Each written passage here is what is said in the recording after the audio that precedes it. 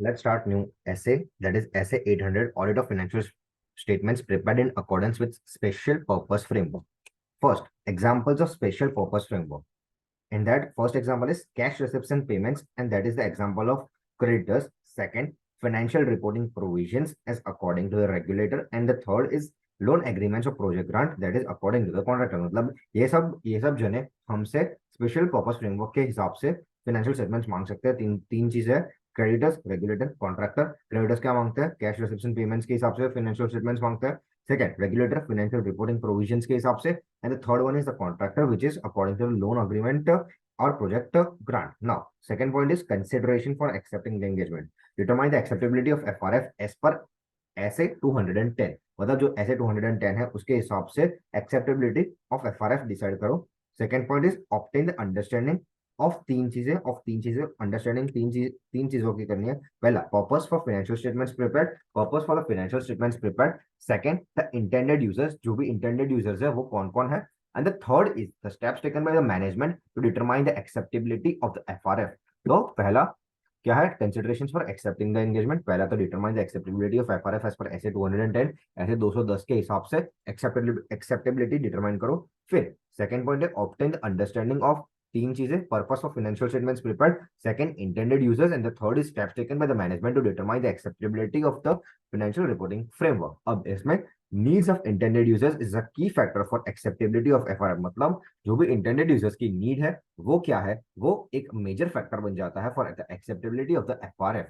Now, accepting the applicable FRF. अब तीन तीन जनों के हिसाब से बनता है। तो पहले, organisation authorise to formulate standards and law और रेगुलेशन। तीन तीन मतलब एक है एप्लीकेबल एफआरएफ में provide financial reporting standards established by an organization that is authorized to formulate standards for special purpose framework. Some laws or regulations may also prescribe where the financial reporting, मतलब दो दो जन prescribe करता है कि आपको कैसे करनी है स्पेशल पर्पस रिपोर्टिंग कैसे करनी है। तो इसमें दो लोग कौन है? पहला तो organisation authorise to formulate the standards, and the second one is law and regulation. अब इन दोनों के बीच में अगर कॉन्फ्लिक्ट आया तो क्या करेंगे? ऐसा 210 के में जाके उसको डील कर लेंगे।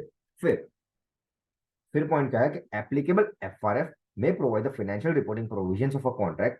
In that case, the acceptability of the FRF in the circumstances of the engagement is determined by considering whether the framework exhibits attributes normally exhibited by the acceptable FRF as per SA 210। मतलब जब contract होता है उसमें attributes आता है as per professional judgement, and that should be taken in accordance with what? In accordance with SA 210।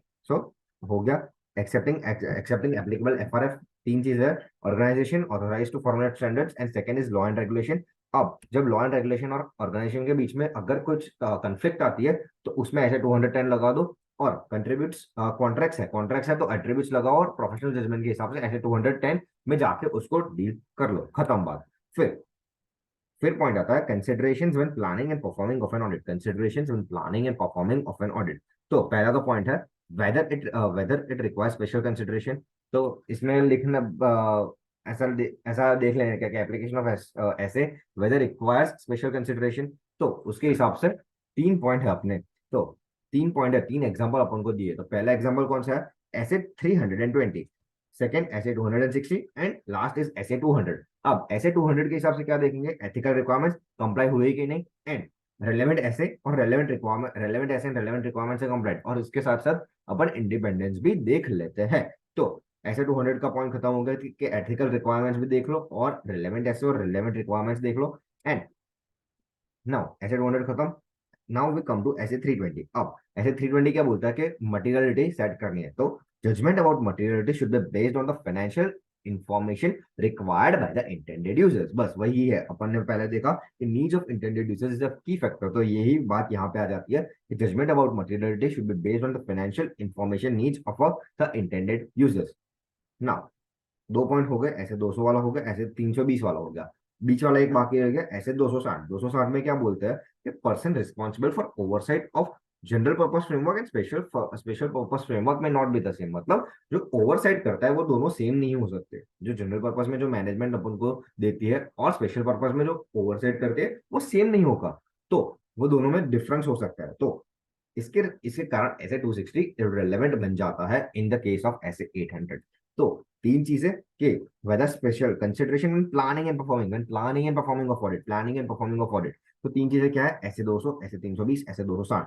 200 में क्या है, एथिकल रिक्वायरमेंट्स कंप्लाई हुई कि नहीं, रेलेवेंट ऐसे रेलेवेंट रिक्वायरमेंट्स कंप्लाई हुई कि नहीं, खत्म बात। SA 320 judgement about materiality should be based on financial information needs of the intended users, and last point है SA 260% responsible for oversight of general purpose framework and special purpose framework may not be the same. इसके लिए ऐसे 260 irrelevant हो जाता है। फिर इसमें reporting requirements के लिए एक चीज है कि ईओएम पैराग्राफ में ऐसा स्पेसिफिकली मेंटेन करो, मेंशन कर दो कि भाई ये जो क्या लिखा है, that this are prepared in accordance with the special purpose framework and therefore may not be suitable for any other purpose. मतलब ये सिर्फ जो ऑडिट की गई है ये सिर्फ यही स्पेशल पर्पस के लिए की गई है, बाकी कोई काम के लिए इसका कुछ काम नहीं है। बस ये ध्यान रखो और खत्म हो गया ऐसे 800 audit of financial statements prepared in accordance with special purpose framework.